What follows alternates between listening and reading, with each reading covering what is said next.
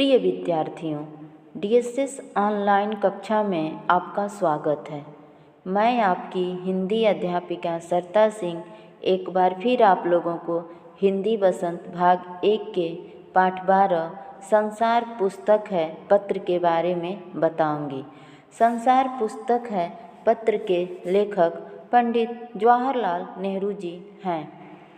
जैसा कि हम लोगों ने पिछले वीडियो में पढ़े थे कि पंडित जवाहरलाल नेहरू अपनी पुत्री इंदिरा से अलग रहते थे। वह अपने पत्रों के माध्यम से अपनी पुत्री को दुनिया के छोटे बड़े देशों की छोटी बड़ी कथाएं लिखकर उनको जानकारी देते थे।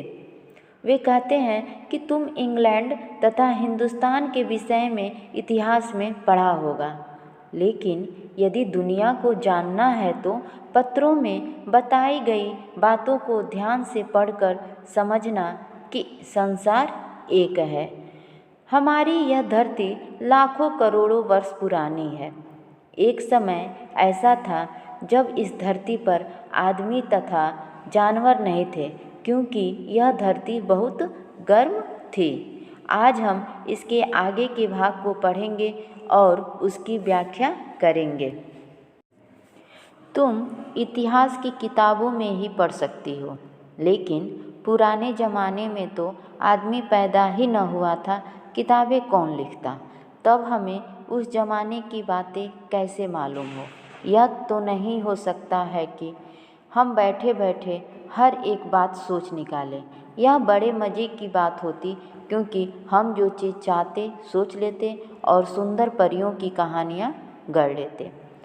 पंडित जवाहरलाल नेहरू अपने पत्र के माध्यम से इंदिरा को बताते हैं कि जब यह धरती बेहद गर्म थी और इस पर कोई जानदार चीज़ नहीं रह सकती थी, तो हम उनकी जब किताबें पढ़ें, जो विद्वान और वैज्ञानिक जो किताबें लिखे हुए हैं उनको पढ़ें और पहाड़ों और जानवरों की हड्डियों को ध्यान से देखें, तो हमें खुद ही मालूम हो सकता है कि एक समय ऐसा ज़रूर रहा होगा कि जब इस पृथ्वी पर कोई भी जानदार चीज़ नहीं थी।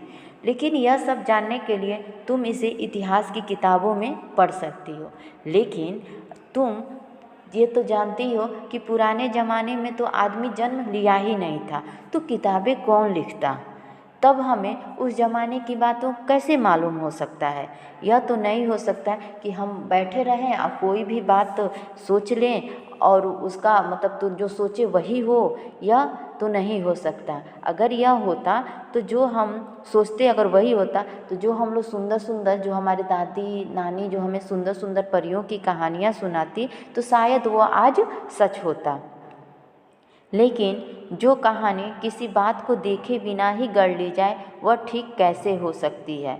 लेकिन खुशी की बात है कि उस पुराने ज़माने की लिखी हुई किताबें न होने पर भी कुछ ऐसी चीज़ें हैं जिनसे हम उतनी ही बातें मालूम होती है जितनी किसी किताब से होती। उसके बाद वह अपने पत्र के माध्यम से इंदिरा जी को बताते हैं कि जिस कहानी को हम लोग देखे नहीं सुने नहीं, सिर्फ उसकी कल्पना करके और उसे हम वैसा ही सोच ले, यह ठीक कैसे हो सकता है? लेकिन एक खुशी की बात है कि उस पुराने ज़माने की लिखी हुई किताब हमारे पास नहीं है, लेकिन फिर भी हम उस ज़माने की बातों को जान सकते हैं। कैसे? तो जो ये पहाड़, समुद्र, सितारे, नदियाँ, जंगल, जानवरों की पुरानी हड्डियाँ, इसी तरह कितनी और सी भी वस्तु हैं जिनको देखकर हम उस ज़माने की बातों को जान सकते हैं कि दुनिया का पुराना हाल कैसा हो सकता है, उस समय दुनिया कैसा हो सकता है। मगर हाल जानने का असली तरीका यह नहीं है कि हम केवल दूसरों की लिखी हुई किताबें पढ़ लें, बल्कि खुद संसार रूपी किताबों को पढ़ें।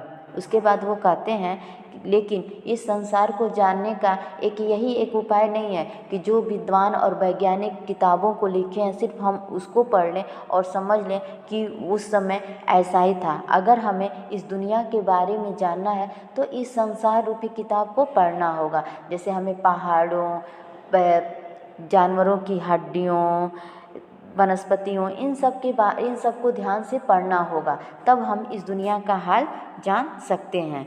मुझे आशा है कि पत्थरों और पहाड़ों को पढ़कर तुम थोड़े दिनों में ही उसका हाल जानना सीख जाओगे।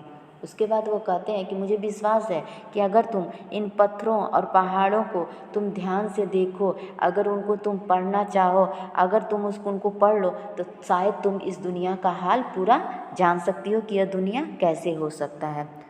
सोचो कितनी मज़े की बात है। उसके बाद कहते हैं सोचो कितने मज़े की बात है कि एक छोटा सा रोड़ा जिसे तुम सड़क पर या पहाड़ के नीचे पड़ा हुआ देखती हो, शायद संसार की पुस्तक का एक छोटा सा पृष्ठ हो।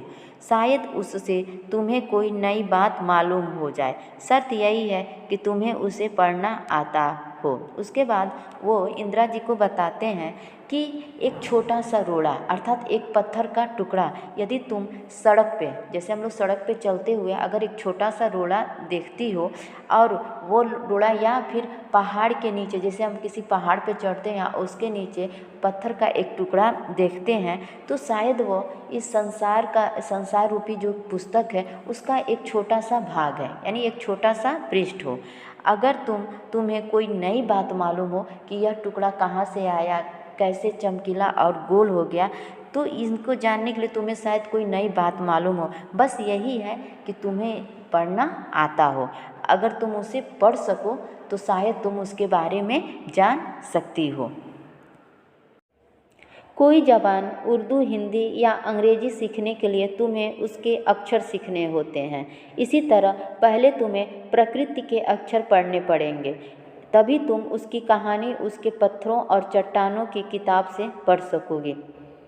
पंडित जवाहरलाल नेहरू अपने पत्र के माध्यम से इंदिरा गांधी को बताते हैं कि कोई भी भाषा सीखने के लिए हमें सबसे पहले उसके अक्षर को सीखना पड़ता है। जैसे हमें उर्दू बोलना हो, हिंदी बोलना हो, अंग्रेजी बोलना हो, जब हम इसको बोलते हैं तो सबसे पहले हम उसके अक्षर को सीखते हैं। उसी प्रकार जब तुम्हें इस संसार रूपी पुस्तक को पढ़ना है या इस दुनिया के हाल को जानना है तो सबसे पहले तुम्हें क्या है, इस प्रकृति के अक्षर को पढ़ने पड़ेंगे, तभी तुम उसकी कहानी चट्टानों और पत्थरों से पढ़ सकोगी। जब तुम्हें प्रकृति के अक्षर पढ़ने आ जाएंगे तो तुम चट्टानों और पहाड़ों से उनके बारे में जान जाओगी। शायद अब भी तुम उसे थोड़ा थोड़ा पढ़ना जानती हो। कह रहे हैं मुझे विश्वास है, मुझे आशा है कि तुम उसे थोड़ा थोड़ा पढ़ना जानती हो। अगर तुम्हारे सामने कोई छोटा सा गोल चमकीला रोड़ा देखती हो तो क्या तुम्हें वो कुछ बतलाता नहीं है? अगर तुम किसी गोल चमकीले रोड़ा यानी पत्थर के टुकड़े को देखती हो तो तुम्हें कुछ वो बतलाता नहीं है कि वो कैसे गोल, चिकना और चमकीला हो गया और उसके खुरदरे किनारे या कोने क्या हुए? क्योंकि जब हम किसी पत्थर को काटते हैं यानी तोड़ते हैं तो वो क्या होता है, उसका टुकड़ा खुरदरा और नुकीला होता है। वो कैसे गोल और चिकना हो गया इसके बारे में तुम्हें नहीं जानना है। अगर तुम्हारी आंखें देखे और सुने तो इसकी कहानी तुम उसी के मुंह से सुन सकती हो। अगर तुम्हारी आंखें और कान सुने तो तुम इसकी कहानी उसी के मुंह से सुन सकती हो। वो तुमसे कहेगा कि एक समय जिसे शायद बहुत दिन गुजरे हो वो भी एक चट्टान का टुकड़ा था। बता रहे हैं कि तुम्हें वो बताएगा कि एक समय बहुत पहले का मतलब बहुत समय हो गया कि वह भी किसी एक पत्थर का टुकड़ा था, मतलब एक चट्टान का टुकड़ा था, ठीक उसी टुकड़े की तरह जिसमें किनारे और कोने थे। कह रहे हैं कि वो टुकड़ा तुम्हें खुद ही बताएगा कि वो भी किसी चट्टान का टुकड़ा था जो पहले क्या हो गया, उसको तोड़ने पर वो भी खुरदरा और नुकीला था, जिसे तुम बड़ी चट्टान से तोड़ती हो।